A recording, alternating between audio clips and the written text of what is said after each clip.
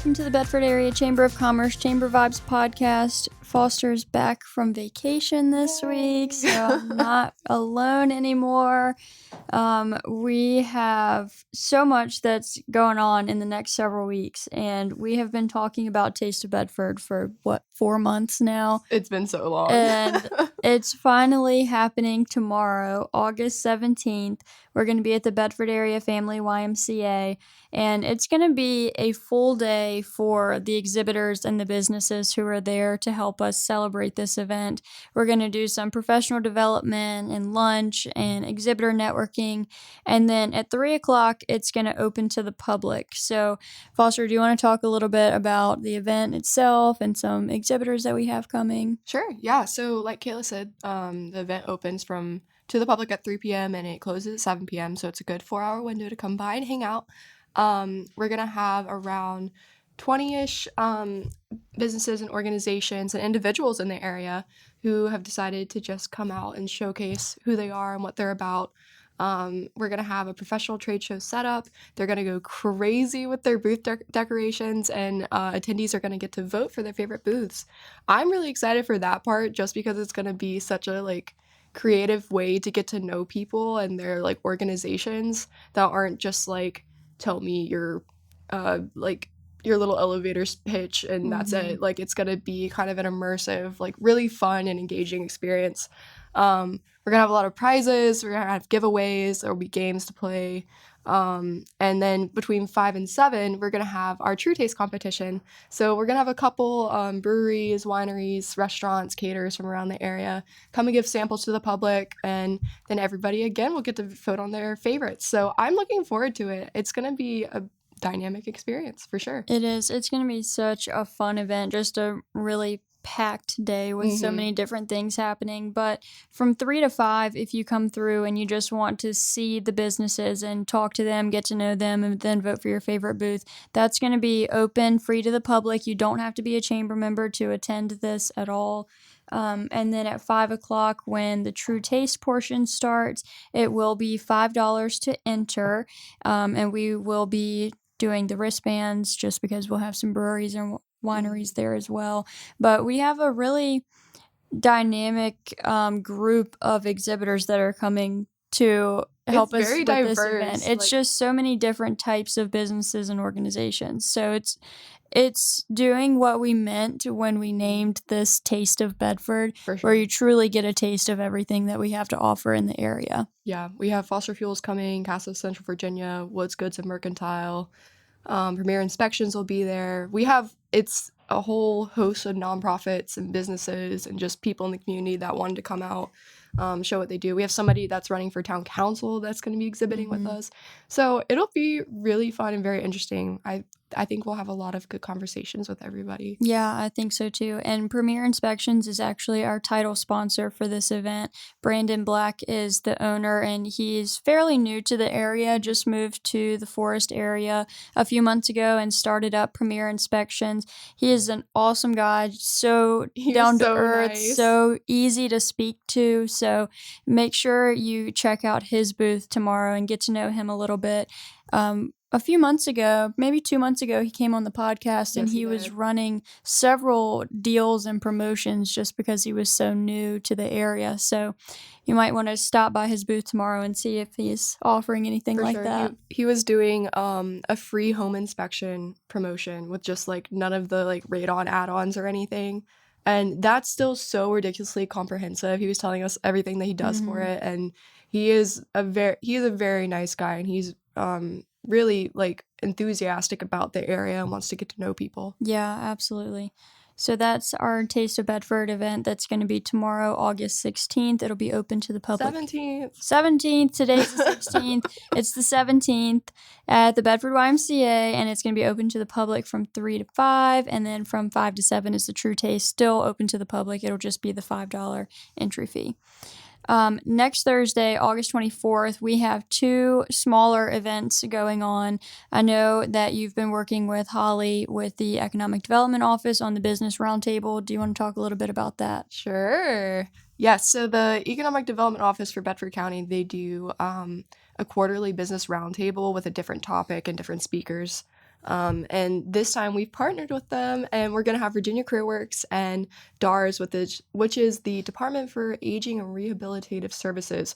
Such a mouthful. I'm just going to call it DARS from now on. But they're going to be coming, and they're going to give talks on different incentives for hiring, different resources to get funding for professional development, and just a bunch of different resources for employers and people in the area that might be interested in learning these things. And then DARS is going to give a disability awareness training, actually, like at the event itself. So that'll be next Thursday, August 24th from 8:30 a.m. to 10 a.m. at the Bedford Area Welcome Center. And this is also, you don't have to be a chamber member. It's free to attend. You can just show up and attend this event. So I think that'll be a really great. It's awesome that they're doing the training during the event too. It's going to be super awesome. I'm really excited for it. I feel like I already know some of the things, but I'm excited to learn more. And we will have refreshments and coffee, lots of coffee available. So make sure to come by. It'll be a free event. We do ask that you RSVP at our website, bedfordareachamber.com. But if you just want to, if you don't think you can go and you still want to come day of, you can totally just show up. That's totally fine. Yeah, so then later that afternoon, we have another event. It's still on the 24th, and this is our Live at 5. We're going back to the Hillcats. We went in April, I think, and it's always just a really exciting networking event because it's so laid back and everybody's just, eating. They always have so much food, so everybody's eating and watching the baseball game, and you just really get to know people on such a good level when you are around each other for that long, and it's just so laid back. That one we do have limited spots for, because we're in a skybox. Yes. So that's so cool. If you've never sat in a skybox at a Hillcats game, you definitely should come hang out with us. Yes, it's so much fun. So we have a few seats left, so if you're interested in it, just call us or email us and we'll put you on the list. And then we have, I want to mention 2 more events that we have. One is a brand new event that we are about to debut, partnering with Data Privia. And that is going to be our charcuterie and technology event. Think of it as a lunch and learn, but it's later in the day. So we are going to meet on the first Thursday of each month to network with area businesses and learn more about technology and how to use it efficiently. So our very first one that we're partnering with them for, it's going to be on September 7th from 4 to 5 p.m. at CVCC in Bedford. And this month's topic is, what is a secure network and why does my business need one? So this is going to be free. You don't have to be a chamber member to attend this, but we would like for you to RSVP using the link on our website, and they will have beverages and charcuterie available throughout the event. This is so hype. I'm so excited for this event. We know their rep for Bedford, Teresa, is amazing and recently joined the chamber a couple months ago. And it's just been like coming to our events and getting to know us. And she reached out about this opportunity because they really want to educate people about technology.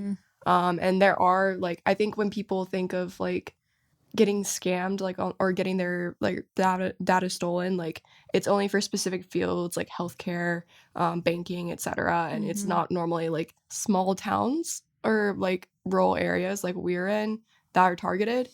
But people do go out of their way to target everybody. It's not just certain people, it's nonprofits, it's small businesses. And so it's just like, I agree that it's important just to be a little bit more knowledgeable. Do I know what a secure network is? In theory. But we're going to get to learn from experts at a free event with charcuterie. So I'm really excited. I think it'll be a great addition to just our education and professional development that we can offer. Yeah, I think it'll be great. And then the last event that we will mention is our Excellence in Business Awards Gala. We are going back to Cedar Oaks again this year. We had it there last year. It was so beautiful. And this is going to be on Thursday, September 14th. We are going to have catering from Blackwater Creek Catering. We'll have a silent auction, cash bar. and then we'll do the award ceremony. It's our biggest fundraiser of the year, and it's just a really fun event. There are so many people there. You really get to know people. And it's just so exciting to be able to recognize all of the deserving nominees that have been nominated for these awards. And then, of course, getting to announce the winner for the first time and hand them over their little plaque it's just a really fun experience. So those tickets are still available on the website, bedfordareachamber.com. We are running a little bit low on tickets, so I would say if you're interested in that, I would go ahead and get those just to make sure that you have a seat available at that event. But that is going to be on Thursday, September 14th at Cedar Oaks Farm. As usual, all of our events are listed on the website. You can look at it a couple different ways. There's a calendar view, or you can go in and look at the special event pages and see a really deep dive into all of our signature events. So I will turn it over to Foster, who can introduce our guest for today. I know. I'm so sorry that we're so busy. We have so much going on. We have to talk about all of it. But we have an amazing guest this morning. And so I'm going to say good morning. Welcome to Joseph Park with Universal Health Corporation. Well, good morning. Thank you for having me. And it looks like we made the right choice in joining the Bedford County Chamber because of the amount of activity and events coming up. It sounds very exciting. Sounds fun, like a fun group. Well, thank you. I'm not sure how we keep up with a group that's got this much going on. Well, we do have a weekly newsletter that I send out every Friday. I'm not sure if you're added to your member page, but I will add you to it if you're not. And honestly, the best way to just keep up with us is to go to our website and just like scroll through the events sometimes. The calendar view is really helpful for me because we just have so much happening, but it's always good. And thank you for coming here because I know that you didn't think that this was what it is. Yeah, for the folks probably listening at home, they probably don't know the story of how we got here and how this morning came together, but I'm glad it did, right? Yeah. So this is an opportunity to meet you all, but understand the chamber.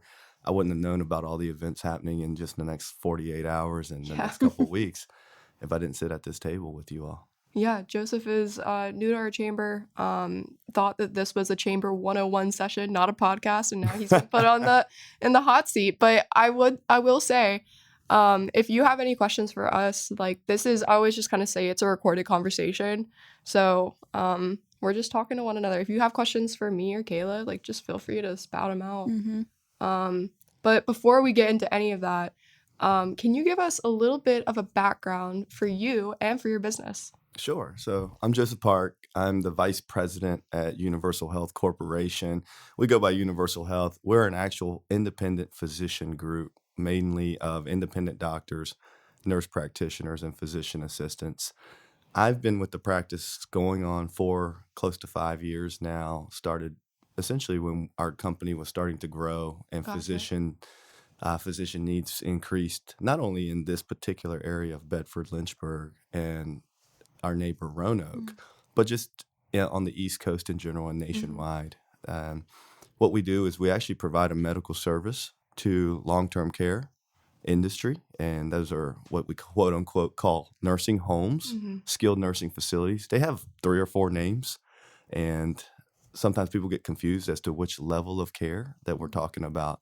But if you think about the traditional nursing home or long-term care, when patients can no longer take care of themselves at home, they typically end up in an environment where they have 24/7 care. And they need someone to help govern that environment from a physician's perspective, from a nurse practitioner perspective. And that's what we do. And some folks get confused and go, well, are you a staffing agency? Do you just go get doctors on the street and bring them to the nursing home? No, we don't. We actually are a practice that's training and employing these folks, and they're part of our group. We take a ginormous responsibility to make sure we produce a good patient outcome. The patient gets the care that they need, that they are achieving the goals that they set for themselves from a health journey. And at the same time, the client is typically the nursing facility. They have goals as well, very likely in line with what the patient is trying to accomplish as well. And our goal is to marry the two together and deliver that from a clinical component. And that's in a gist what we kind of do For me, my journey, of course, has been through going to college, obviously, but going into healthcare in a skilled nursing facility. So my experience came from working in a nursing home for 5-6 years, and then finding folks like Dr. Brochero, he's the president and founder of our organization, linking up with him because he was a medical director very closely tied to one of the centers that I was a part of. And when you meet someone like him and you see what his overall goal is, you quickly get enthusiastic and married to that mission. Yeah. And we talk about that in our company. We're mission driven, right? Yeah, of course, everybody needs to get paid and everybody wants to provide a nice life for their family. But those that are mission driven are willing to do things that go beyond just a monetary value. They truly care about what they're trying to accomplish. They take a lot more ownership in their career field. And that's what kind of company we want to be. And we want to represent the folks that want to do that from a provider perspective. We want to be a good employer for them and be a good sounding board for them to practice in that manner. And hopefully that was a good summary to give. Very good summary. I feel like I have a couple questions though. Yeah. So can you talk a little bit about how exactly, it functions for you guys to partner with? Do you partner with organizations? We Do do. you serve them? We consider ourselves a partner. Gotcha. The word we hate, Foster, is vendor. Vendor. But that is the real term, right? Gotcha. You're a vendor. But at the end of the day, for me, they're a client, and we want to always look at relationships as partnerships because we want them to benefit along with us. If it's a client and vendor relationship, it feels like it's a transaction. You pay us, we do something, and that's how it ends. Instead, I really want to know the nitty gritty of what pains your business and pains you from a nursing home aspect. And if there's a way for me to understand your pain, I hope that I can try to figure out a way to relieve it. And quote unquote, if they could see me on camera, I'm saying basically relieve your pain as almost it's a medical thing, right? Yeah. But we try to do that from providing a solution from the clinical side. And that's what nursing homes traditionally, in the 10 years I've been around it, they've missed that. They don't always have great partners. They have folks that are trying to grow as quickly as they can. And along the way, they make money, they grow, but they don't bring a lot of value to their partner, which is the nursing home. And we want to change that as a group. So that's why we've had some nice growth over the last couple of years. But we've been very conscious to not grow to the point we cannot execute the same way we have over the last 12 years. Cool. Yeah. So when you guys partner with these organizations, is it kind of more of like a long-term partnership, or is it more of like a consulting, let me see what the issues are and help you grow, or does it depend on the situation? That's a great question. So typically, when we partner, we hope that at the minimum, we're going to work with you for a year. Gotcha. Right? Most of the clients that we've had are long-standing clients. We've had them for several years. There's very few that ever leave us. And we cannot come in just to solve one or two problems you have and then you leave. You need a medical director all the time, 24/7, 365 days a year. The government requires that of the nursing home to operate. But you have to prove yourself every day and say you're doing a good job. Yeah. Not for the patient, not just for the patient, but for the client, that's the nursing home, but also the families. The families care that my mom or sister or brother is getting great care and that there's a medical provider involved in that. So our relationships they span. But I'll tell you, typically when someone brings us in, they don't call me because things are going well, right? They usually call you because things are not going well. And we always tell folks our impact is immediate. But in order for us to truly make a difference for you, the minimum is going to take 6 months because there's a cultural change. Yeah. We have to change the way we think, change the way we act, change the way we behave, probably improve the training that your staff has ever received.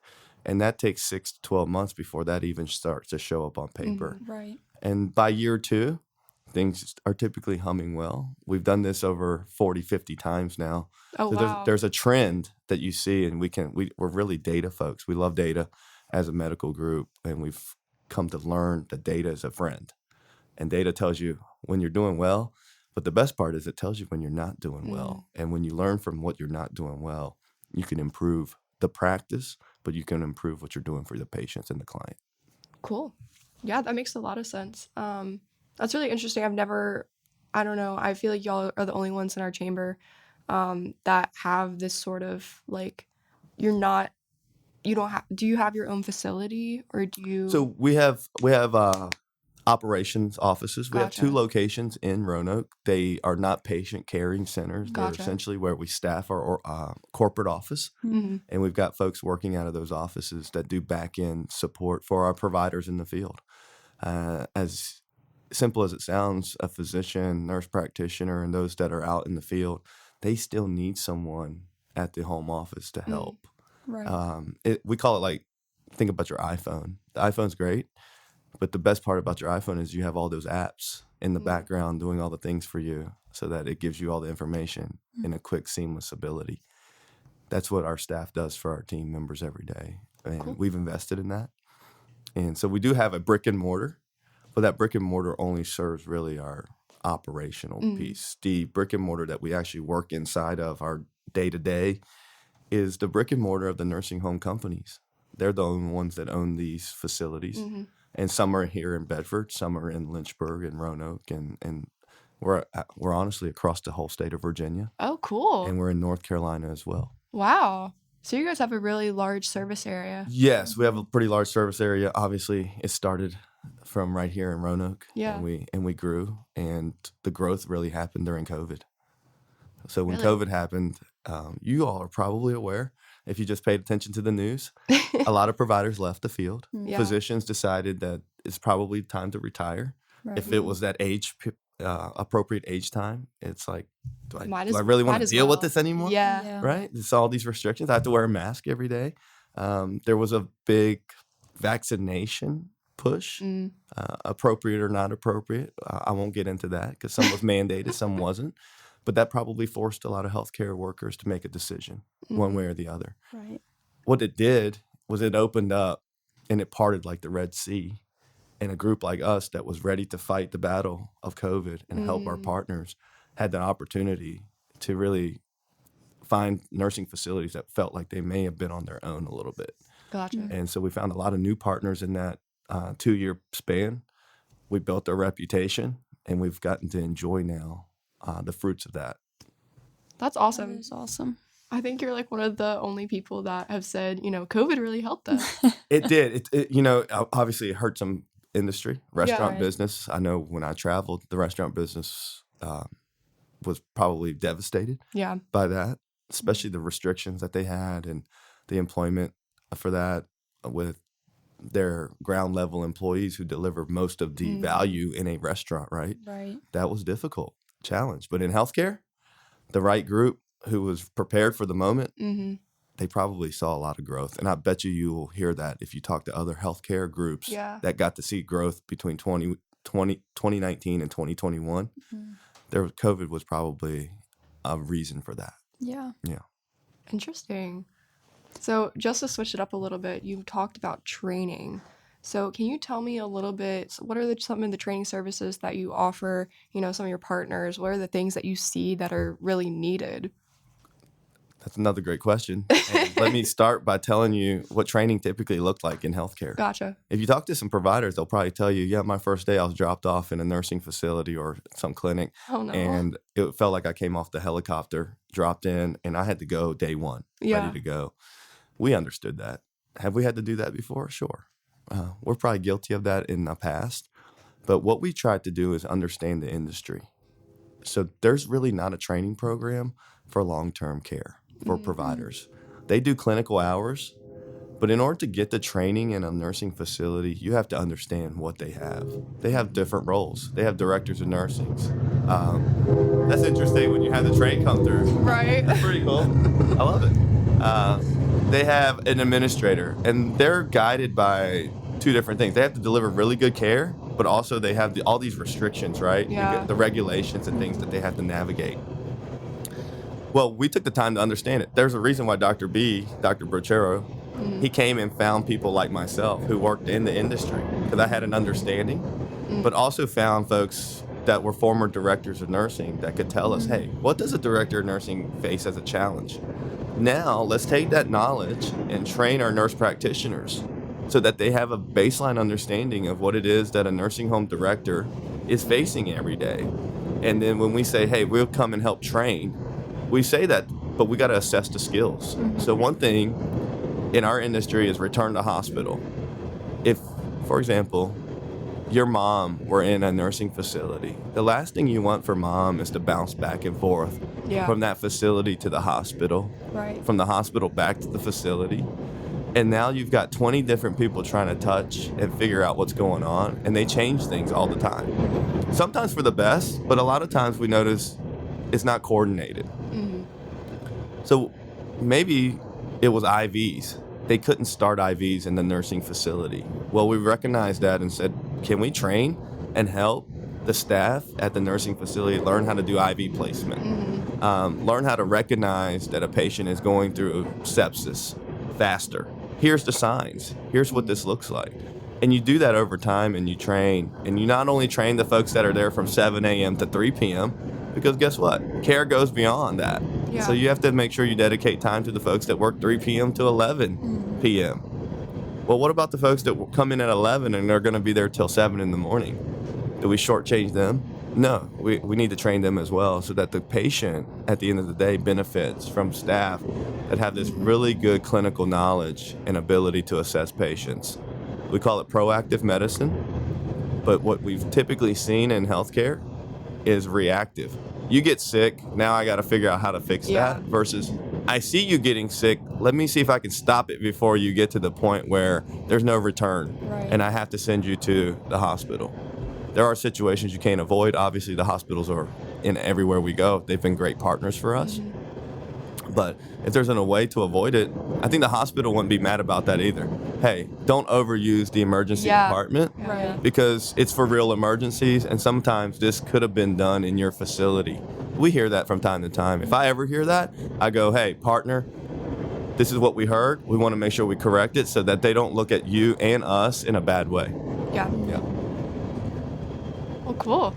So when it comes to training, do you guys often do that in facility? I think I suppose I should ask about the medical directors themselves too. Do they share facilities? Do they go on site and they kind of immerse themselves? So that's a great question. So the medical director has to go on site. Okay. And our medical directors are typically the same as the attending provider, physician. They need to be on site and go see the facility in our company on a weekly to twice a week basis at the minimum. The reason why is they have to do a couple of regulatory visits. They're only that the doctor can do. Nurse practitioners and PAs, I want to give them all their flowers. They do 90% of the work in long-term care nowadays. But there's two things that the physician can do and only they can do. And they have to see the patient that initially comes in and do what they call a history and physical. That'd be like, hey, Foster, you're here. You arrived from the hospital yesterday. I need to work you up, kind of find out what's happening with you. What's your history? What happened? And they create a plan of care. Gotcha. But also, there's a group of long-term care patients where the nursing home is their home. It's literally their You'll hear that term resident. They're a resident. It's because that's their residence. And those folks need to be recertified. We call it recertification. And I'm going into healthcare terms right now, so people might be like, all right, this podcast is over. It's beyond me. But essentially, we have to certify that they need to be there. I call it a wellness visit. And a doctor has to do that every couple of times a year, and only they can do that.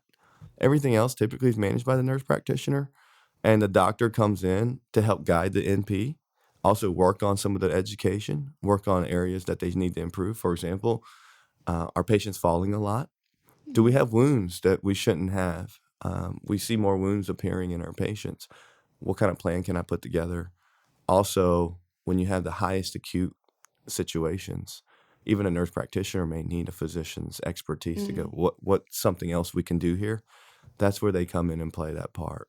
But a good medical director should not only be seeing patients, talking to families. they need to be working with the administrative and leadership staff of that nursing home to continually move forward the goals and make sure that they're improving every day. And that's what a good medical director does. And there's a certain training for that. It's called a certified medical director. It requires a few years of training, but there's a group called PALTC. It's the post-acute and long-term care kind of group for just physicians who are training to become or staying credentialed to be a medical director. And those folks have innate knowledge of how to do that. Yeah. So, okay, I will move away from the pointed questions at your organization in a little bit. But how many people do you employ, and what different types of employees you have? So that's actually like one of those moments you're like, that's a proud moment. When I started, we had 3 people. Oh, right? wow. 3 people, and I probably wore 4 or 5 hats trying to figure out how to do HR, how do you recruit, how do you grow the business, what's policy look like. And today we employ likely over, I want to say we're over 85 full-time employees. Wow. Our operations staff is close to 10 to 12 folks today, that from answering the phone to doing medical records to doing data support, having a vice president of operations, having Jamie Reynolds, who's part of the chamber. Yeah. He's our chief financial officer. Then you have 60, 70 providers, full-time providers out in the field, going from, I want to say we have roughly 10 to 12 full-time physicians and part-time physicians alike, and close to 60 full-time nurse practitioners and PAs helping patients and clients all across Virginia, North Carolina. And our goal is by next year, 2024, we enter into some other bordering states. For example, Tennessee, West Virginia, Maryland. Well, that's incredibly exciting. That is awesome. So tell me a little bit about your favorite parts of your day-to-day. I know you've talked about how your Universal Health is mission-based and has grown up around that. And I'm sure that plays a major part in what you appreciate with your job. But I just want to hear a little bit more about you and just the takeaways that you get from your business. Yeah. And in a role like mine, sometimes you get caught in all the things that you're not doing great. Yeah. Right. So it feels like you're firefighting or thinking about strategy, how to always improve. But I'll tell you what still brings you back home and it's like the caffeine to keep you going. And that's going to be a couple of reasons. One, I get to talk to a lot of talented people who are looking for a career switch and maybe saying, I've worked in this environment for X amount of years. I'm just not getting the value anymore. I'm not feeling fulfilled. And I'm a mom. I never want to miss a dance recital. I never want to miss a soccer game. The whole reason we even started this company is because Dr. B was a dad, had younger kids. I'm a dad. I have younger kids. I coach sports, youth sports. I'm very involved in the community. And the last thing I ever wanted to do was work till 7, 8 o'clock at night in an office and miss my son's football game or miss my daughter's dance recital or soccer game. And we knew doctors missed a lot of things because Dr. B mentioned, man, I missed so much when I was practicing at the hospital that I never want to do that again. And you get to meet a mom that's a doctor and they go, I would love a life where I could practice, help people, keep my skills sharp, but also be able to pick my kid up from school. And we've been able to build that life. And then also tell them, hey, our mission is to help patients and move it forward. And hopefully along the way, elevate what we call the price of entry. Because anybody can come do this podcast like you all have done. Will they do it to the way that you all want it? To the level of where you've brought it. Look at the professional setup in here. Look at how well you all have set up your day. That's a compliment for you. The last thing you need is folks that come in and go, well, I'll do a podcast too. They do it sloppy, and then they bring a bad name to the entire podcast world. I'm protecting the same thing from a healthcare provider group. Last thing I want is anybody to just show up and go, you know what, we can do this too, and I'm going to go to 50 buildings a day. I'm going to just barely touch people, and I'm going to come in and get out as quick as I can. Well, good luck to you.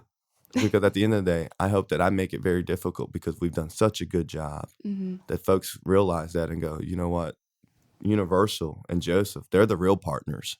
These folks here, they're just going to come in here and take what they can and get out of here and not bring a lot of value. Yeah. And that makes a big difference for me. So those are things that I enjoy. I enjoy making facilities better. We got a couple calls this week. Hey, Joseph, thank you so much. Dr. B, thank you so much. Universal team, thank you to your providers. You took us from one of the worst companies from a return to hospital perspective and made us top 5 in the company today after 18 short months. You all helped us do that. And we go, oh my gosh, look at the difference we've made.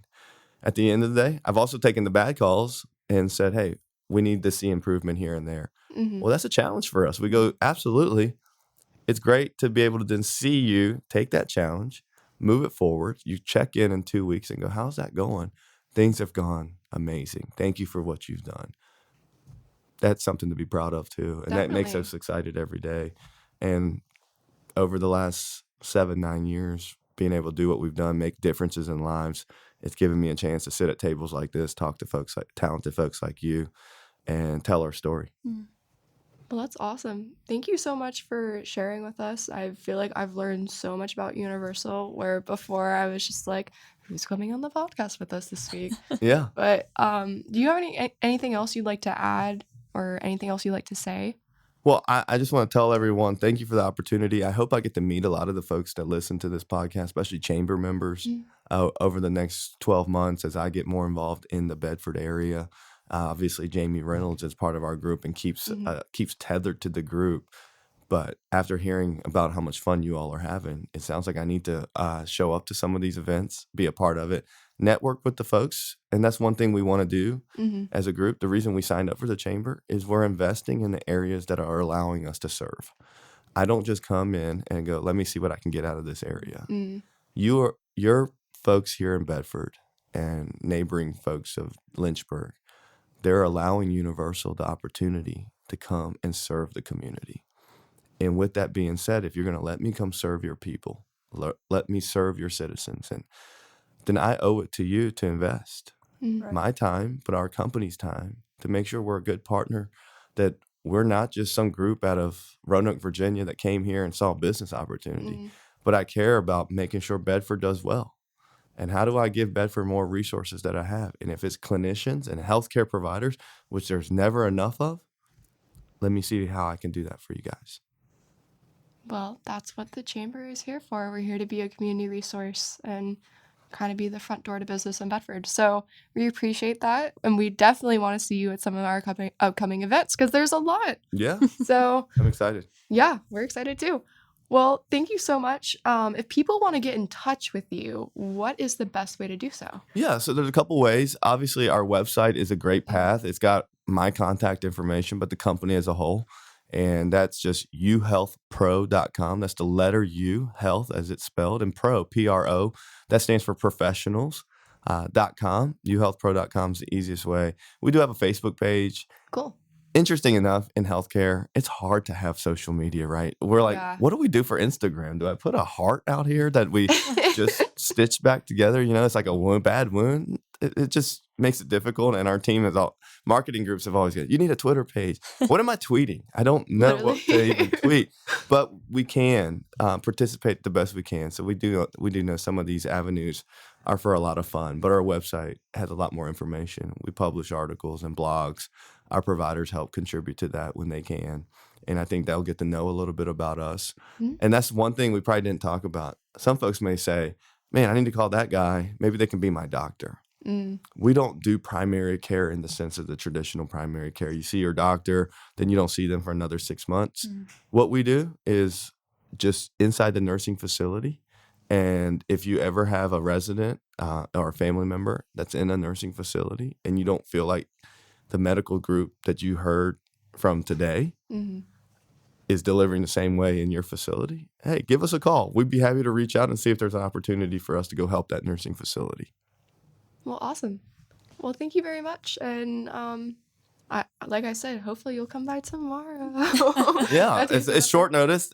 They do put me on. I do travel a bit, but I know I'm in the Lynchburg and Bedford area at least once a month Mm. Oh, now. cool. So definitely I'm going to see if I can time it out and stay later one day and hang out and get one of those after hours events, catch one of those after hours events. Yeah. Because you're not that far. Yeah. Honestly, this drive this morning, I was like, man, I'm already here. 2 phone calls later, and I was pulling into the very cool location that we're at today.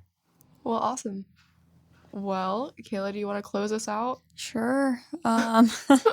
Well, again, Taste of Bedford tomorrow. Come by the Y between 3 and 7. And get your tickets for the annual gala. And Foster and I will be back next week with another Chamber Vibes podcast.